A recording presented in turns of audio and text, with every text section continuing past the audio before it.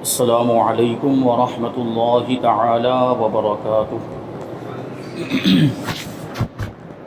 نحمده ونصلي ونسلم على رسوله الكريم اما بعد فاعوذ باللہ من الشیطان الرجیم بسم اللہ الرحمن الرحیم ان اللہ وملائکته یصلون علی النبی یا ایہا الذین آمنوا صلوا علیہ وسلموا تسلیما اللهم صل على سيدنا ومولانا محمد معدن الجود والكرم وآله الكرام وابنه الكريم وبارك وسلم صلاة وسلاما عليك يا رسول الله صلی اللہ تعالی علیہ وسلم۔ حضرات گرامی، سورہ بقرہ آیت نمبر 24 کی تفسیر ہے۔ اللہ تبارک و تعالی ارشاد فرماتا ہے فَإِن لَّمْ تَفْعَلُوا وَلَن تَفْعَلُوا فَاتَّقُوا النَّارَ الَّتِي وَقُودُهَا النَّاسُ وَالْحِجَارَةُ اعدت للکافرین۔ پھر اگر تم یہ نہ کر سکو اور تم ہرگز نہ کر سکو گے تو اس آگ سے ڈرو جس کا ایندھن آدمی اور پتھر ہیں، وہ کافروں کے لیے تیار کی گئی ہے۔ اس میں اشارہ ہے اس سے پہلے والی آیت کریمہ میں جو چیلنج دیا گیا تھا قرآن پاک کے تعلق سے شک کرنے والوں کو، اور فرمایا گیا کہ اگر تمہیں اس کتاب میں شک ہے جو ہم نے اپنے خاص بندے پر نازل کی، اگر تم اپنے دعوے میں سچے ہو تو اس کے جیسی ایک صورت لے کر آ جاؤ۔ تو اس کے بارے میں اس آیت کریمہ کے اندر ارشاد فرمایا جا رہا ہے کہ پھر اگر تم یہ نہ کر سکو، یعنی قرآن کے جیسی ایک صورت نہ لا سکو، اور ہم کہہ دیتے ہیں کہ تم ہرگز نہ لا سکو گے، تو اس آگ سے ڈرو جس کا ایندھن آدمی اور پتھر ہیں، اور وہ کافروں کے لیے تیار کی گئی۔ ایندھن مطلب جس سے آگ کو روشن کیا جاتا ہے، آگ کو جلایا جاتا ہے۔ تو جہنم کی آگ کو انسانوں اور پتھروں سے جلایا جائے گا اور روشن کیا جائے گا۔ تو اس آیت میں آدمی سے کافر مراد ہیں، اور پتھر سے وہ بت مراد ہیں جنہیں کفار پوجتے ہیں، اور ان کی محبت میں قرآن پاک اور رسول کریم صلی اللہ علیہ وسلم کا انکار کرتے ہیں۔ اب یہاں پہ یہ بات تو سمجھ میں آ رہی ہے کہ کافروں کو جہنم میں ڈالا جائے گا ان کے کفر کی وجہ سے، اور ان کے ذریعے سے جہنم کو روشن کیا جائے گا، جلایا جائے گا۔ لیکن یہ جو پتھر، یعنی وہ بت جن کی یہ لوگ پوجا کیا کرتے تھے، وہ مورتیاں جن کی یہ عبادت کیا کرتے تھے، ان کو جہنم میں کیوں ڈالا جائے گا؟ یعنی یہ کفار اور مشرکین بتوں کی پوجا کرتے ہیں، تو اس میں بتوں کا کیا قصور ہے؟ یہ تو ان کا قصور ہے کہ وہ شرک کرتے ہیں اور بتوں کی عبادت کرتے ہیں۔ وہ تو ایک پتھر ہے، جس طرح نارمل دوسرے پتھر ہوتے ہیں، اسی طرح یہ بھی ایک پتھر ہے جس کو مورتی بنا دیا گیا۔ تو اس میں ان مورتیوں کا کیا قصور، ان مجسموں کا کیا قصور ہے؟ ان کو جہنم میں کیوں ڈالا جائے گا؟ تو اس کی وجہ مفسرین کرام یہ فرماتے ہیں کہ یہ ان پر حسرت کے لیے، یعنی کافرین اور مشرکین پر حسرت کے لیے یہ مورتیوں کو بھی اور ان کے معبودان باطلہ کو بھی جہنم میں ڈالا جائے گا۔ کیا مطلب ہوا کہ یہ خود تو، یعنی کافر اور مشرک تو جہنم میں جائیں گے، اور جن کو دنیا میں یہ خدا سمجھتے تھے اللہ کے علاوہ، معبود سمجھتے تھے، ان مورتیوں کو بھی جہنم میں ڈالا جائے گا۔ اب یہ جب اپنی ان مورتیوں کو جہنم میں دیکھیں گے جن کی وہ دنیا میں پوجا کیا کرتے تھے، تو ان کو اور زیادہ افسوس ہوگا اور ان کی تکلیف میں اور زیادہ اضافہ ہو جائے گا۔ پھر ان کو احساس ہوگا کہ ہم جن کی پوجا کرتے تھے وہ خود اتنے عاجز ہیں اور خود اتنے بے بس اور بے کس ہیں کہ وہ خود جہنم کے اندر آ گئے، تو ہمیں کیا جہنم سے وہ بچاتے ہیں۔ تو ان کی حسرت میں اور اضافہ کرنے کے لیے، ان کے افسوس میں اور زیادہ اضافہ کرنے کے لیے، ان مورتیوں کو بھی اور ان مجسموں کو بھی جہنم میں ڈال دیا جائے گا۔ کہتے ہیں پتھروں کا جہنم میں جانا ان پتھروں کی سزا نہیں، بلکہ ان پجاریوں کی سزا کے لیے ہوگا، یعنی پجاریوں کو ان پتھروں کے ساتھ سزا دی جائے گی، اور وہ اپنے ان معبودوں کو دیکھ کر اور زیادہ تکلیف میں پڑ جائیں گے، اور ان کی تکلیف میں اور زیادہ اضافہ ہو جائے گا۔ اعدت للکافرین، کہ جہنم جو ہے وہ کافروں کے لیے تیار کی گئی۔ تو اس سے معلوم ہوا کہ دوزخ پیدا ہو چکی ہے، اس لیے تو یہ فرمایا گیا کہ تیار کی گئی۔ یہ جو لفظ ہم بولتے ہیں تو یہ ماضی کے زمانے میں اگر کوئی کام ہو چکا ہو، گزرے ہوئے زمانے میں کوئی چیز بن چکی ہو، تو اس کے لیے کہا جائے گا کہ تیار ہو چکی ہے، تیار کی جا چکی ہے۔ تو اس کا مطلب کیا ہے کہ دوزخ بن چکی ہے، جہنم بھی بن چکی ہے، تیار ہو چکی ہے، کیونکہ یہاں ماضی کے الفاظ ہیں۔ نیز کافروں کے لیے فرمانے میں یہ بھی اشارہ ہے کہ مومنین اللہ تعالیٰ کے فضل و کرم سے جہنم میں ہمیشہ داخلے سے محفوظ رہیں گے. یعنی مسلمان ایمان والے جہنم میں جائیں گے بھی تو اپنے گناہوں کی سزا بھگتنے کے لیے جائیں گے، ہمیشہ کے لیے نہیں جائیں گے. ایمان والے کو کبھی نہ کبھی جہنم سے واپس نکالا جائے گا اور اس کے ایمان کی برکت سے اس کو جنت میں داخل کر دیا جائے گا. اگر کوئی جہنم میں ہمیشہ رہے گا تو وہ شخص ہوگا جو کفر پر مرا، جو کافر تھا، جو مشرک تھا. اسی لیے فرمایا گیا کہ جہنم یہ کافروں کے لیے تیار کی گئی، یعنی ہمیشہ رہنے کے لیے کافروں اور مشرکین کے لیے تیار کی گئی. تو مسلمان اس میں ہمیشہ نہیں رہیں گے کیونکہ جہنم بطور خاص کافروں کے لیے پیدا کی گئی. آگے آیت نمبر 25 میں اللہ تبارک و تعالیٰ ارشاد فرماتا ہے وَبَشِّرِ الَّذِينَ آمَنُوا وَعَمِلُوا الصَّالِحَاتِ أَنَّ لَهُمْ جَنَّاتٍ تَجْرِي مِن تَحْتِهَا الْأَنْهَارُ كُلَّمَا رُزِقُوا مِنْهَا مِن ثَمَرَةٍ رِزْقًا قَالُوا هَذَا الَّذِي رُزِقْنَا مِن قَبْلُ وَأُتُوا بِهِ مُتَشَابِهًا وَلَهُمْ فِيهَا أَزْوَاجٌ مُطَهَّرَةٌ وَهُمْ فِيهَا خَالِدُونَ. اور ان لوگوں کو خوشخبری دو جو ایمان لائے اور انہوں نے اچھے عمل کیے، نیک عمل کیے، کہ ان کے لیے ایسے باغات ہیں، یعنی جنت کے ایسے باغات ہیں جن کے نیچے نہریں بہہ رہی ہیں. جب انہیں ان باغوں سے کوئی پھل کھانے کو دیا جائے گا تو کہیں گے یہ تو وہی رزق ہے جو ہمیں پہلے دیا گیا تھا، حالانکہ انہیں ملتا جلتا پھل پہلے دیا گیا تھا. اور ان کے لیے یعنی جنتیوں کے لیے ان باغوں میں پاکیزہ بیویاں ہوں گی اور وہ ان باغوں میں ہمیشہ رہیں گے. اب یہاں پہ ایک سوال یہ پیدا ہوتا ہے کہ بار بار ہم یہ آیت، اس طرح کی بہت ساری آیات کریمہ قرآن مجید کے اندر موجود ہیں کہ جنتیوں کے لیے ایسے باغات ہوں گے جن کے نیچے نہریں رواں ہوگی. اب یہ باغات کے نیچے نہریں رواں ہونے کا کیا مطلب؟ نیچے کیسے نہر رواں ہو سکتی؟ تو اس کا مطلب مفسرین کرام نے یہ بتایا ہے کہ یہ جو باغات ہوں گے یہ اونچائی پر ہوں گے، بلند مقام پر ہوں گے یہ باغات، اور بلند مقام پر ان کے بالکل پہلو میں سے یہ نہریں گزرتی ہوں گی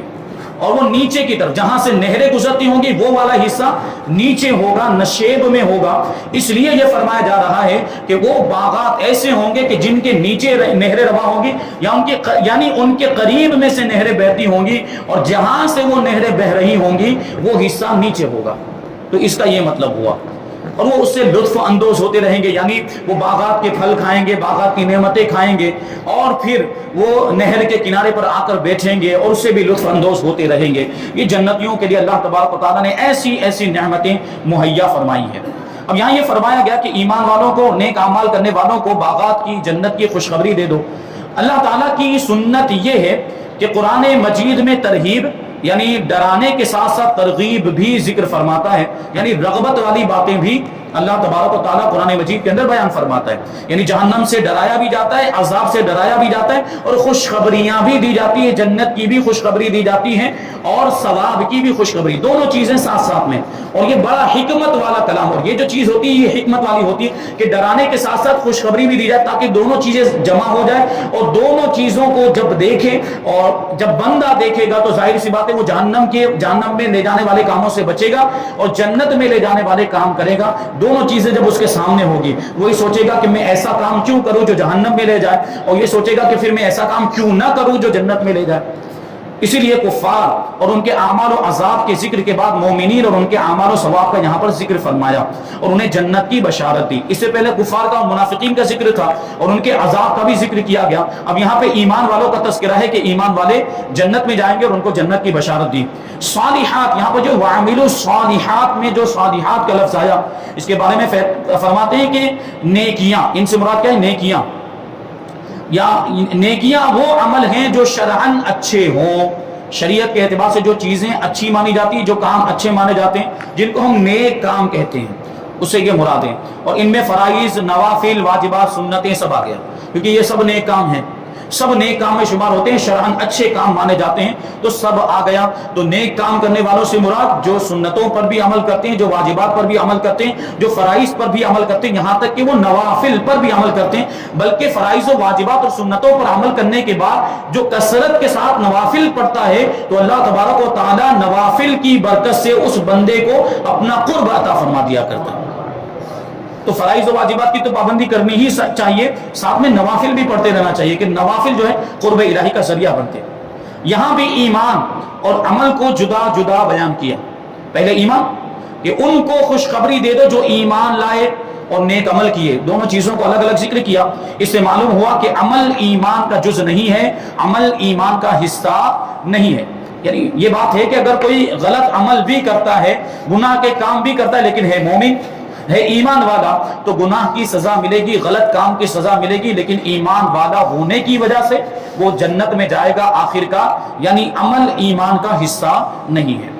وَأُتُوا بِهِ مُتَشَابِهًا، اور انہیں ملتا جلتا پھل دیا گیا. یعنی جنت کے اندر انہیں پھل دیا جائے گا، انہیں روزی دی جائے گی، رزق دیا جائے گا. تو جنتی جب بھی وہ پھل کھائیں گے تو ان کو ایسا لگے گا کہ یہ تو ہمیں پہلے بھی مل چکا ہے.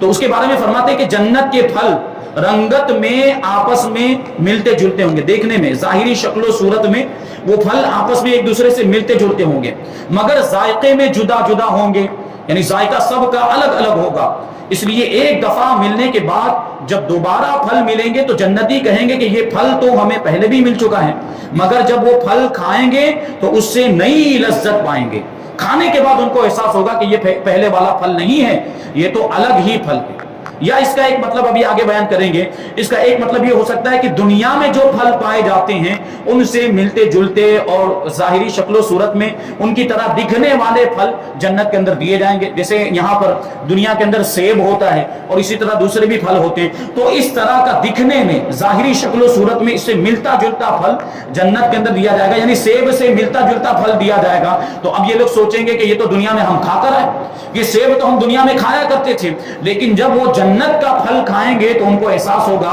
کہ یہ جنت کا پھل تو بہت ہی الگ ہے، ذائقے میں بہت ہی جدا ہوگا، بلکہ اس کا ذائقہ دنیا کے پھل سے بہت زیادہ عرفہ و اعلیٰ ہوگا کہ دنیا کے پھل جنت کے پھل کا مقابلہ کر ہی نہیں سکتے. اتنی اعلیٰ شان والے وہ پھل ہوں گے. تو جب اس کو کھائیں گے تو نئی لذت پائیں گے اور ان کا لطف بہت زیادہ ہو جائے گا. اس کا یہ مطلب بھی اور یہ معنی بھی بیان کیا گیا کہ انہیں دنیاوی پھلوں سے ملتے جلتے پھل دیے جائیں گے تاکہ وہ ان پھلوں سے مانوس رہیں، لیکن جنتی پھل ذائقے میں دنیاوی پھلوں سے بہت اعلیٰ ہوں گے.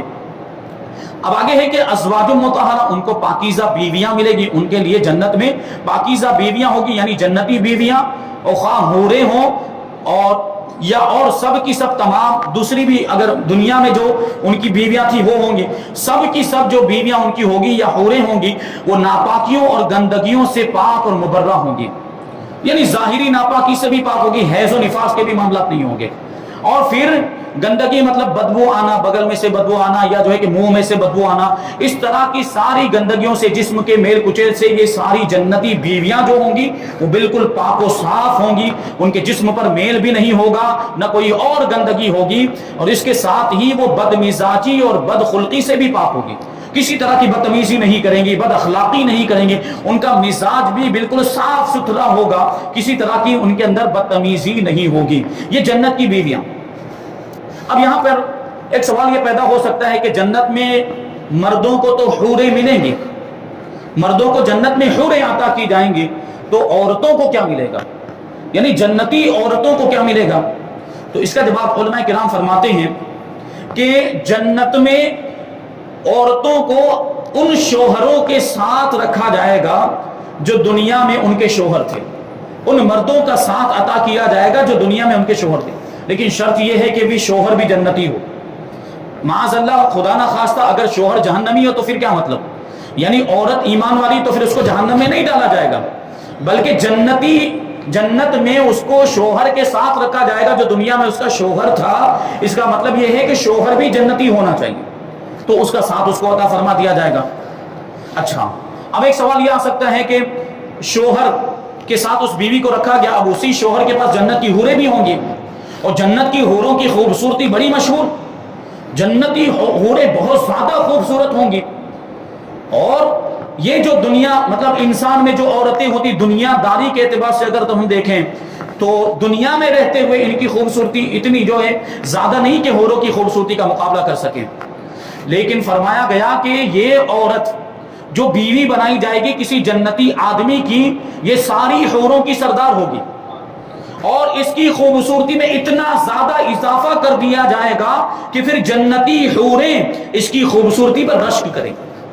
ایسی اس کی خوبصورتی ہوگی، اور کسی طرح کے احساس کمتری کا وہ شکار نہیں ہوگی، اور مرتبہ بڑھا دیا جائے گا، حسن و جمال میں اور اضافہ کر دیا جائے گا، اور ایک مرد جس کی یہ بیوی بنائی جائے گی اس کے ماتحت جتنی حوریں ہوں گی اس کو ان ساری حوروں کا سردار بنا دیا جائے گا۔ یہ جنت۔ اچھا، آپ کے ذہن میں اب یہ سوال آ سکتے ہیں کہ ابھی آپ نے بتایا کہ اگر شوہر جنتی ہوگا تو اسی شوہر کے ساتھ اس کی بیوی کو بھی رکھا جائے گا، لیکن مان لیجئے کہ ایک عورت ایسی ہے کہ دنیا میں اس کا دو لوگوں کے ساتھ نکاح ہوا جبکہ بات دیگر ہے، ایک مرد کے نکاح میں رہی ایک عورت، اس سے طلاق ہو گئی یا اس شوہر کا انتقال ہو گیا، اب دوسرے شوہر سے اس کا نکاح ہوا،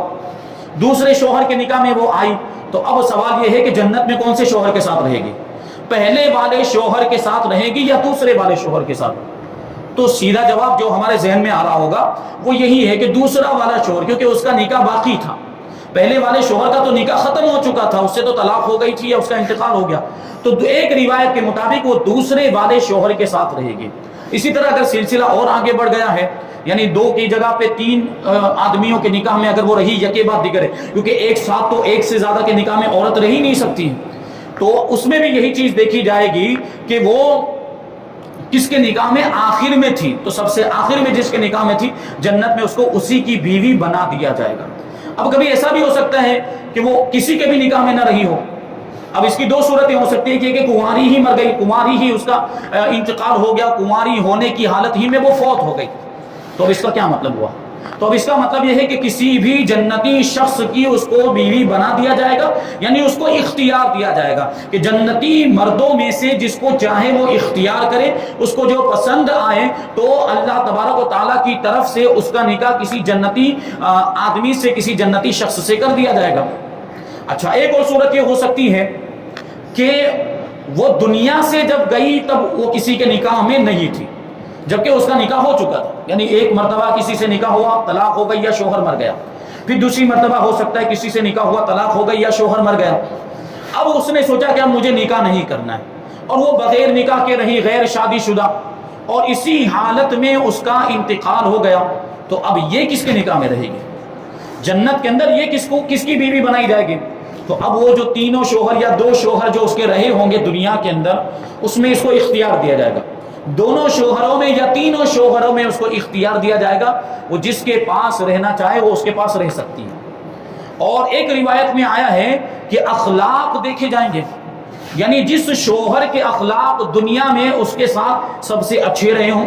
یعنی جو شوہر دنیا میں اس کے ساتھ سب سے اچھا سلوک کرتا تھا اسی کی بیوی بنا دیا جائے گا، کیونکہ دیکھیں وہاں پر جنت میں تو بد اخلاقی کا معاملہ ہی نہیں ہے، جنت میں تو کسی طرح کی گناہ کا، برائی کا اور عیب کا تصور ہی نہیں کیا جا سکتا، وہاں تو سارے جنتی سارے عیوب سے، ساری برائیوں سے پاک ہوں گے، تو بد اخلاقی سے بھی پاک ہوں گے، تو وہاں جنت میں نہیں دیکھا جائے گا کہ کون اس کے ساتھ اچھے سے پیش آ رہا ہے کون نہیں آ رہا ہے، دنیا کے اعتبار سے دیکھا جائے گا کہ تین شوہر اگر اس کے تھے تو تینوں شوہروں میں سے دنیا میں جو اس کے ساتھ سب سے اچھے طریقے سے پیش آتا تھا اس کو اسی کی بیوی بنا دیا جائے گا۔